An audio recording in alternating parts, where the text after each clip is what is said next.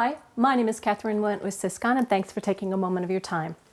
Today I wanted to talk with you about some add-on tools specifically for Sage 100 Contractor. So if that's not you, thanks for checking in. We'll catch up with you later. For the rest, we do have quite a few clients who run departmental financials in 100 Contractor, and this provides some income statement, profit and loss statement for their departments, maybe by locations or types of work.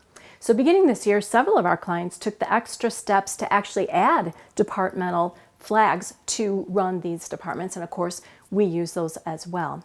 There are some great standard reports in 100 Contractor available right out of the box, and like many of our clients, there are also nuances they'd like to see, maybe additional reporting and the always requested, can I have it in Excel?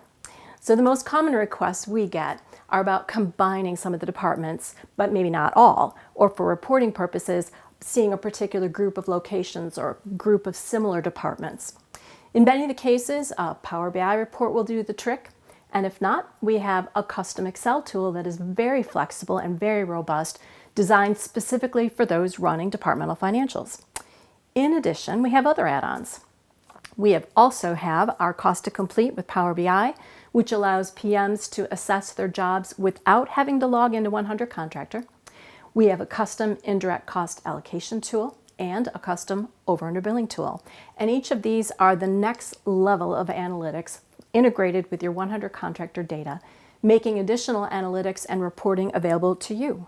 And we've done quite a few custom reports as well for unique situations.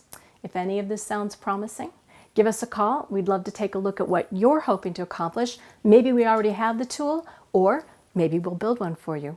For now, thanks for your time and have a great rest of your week.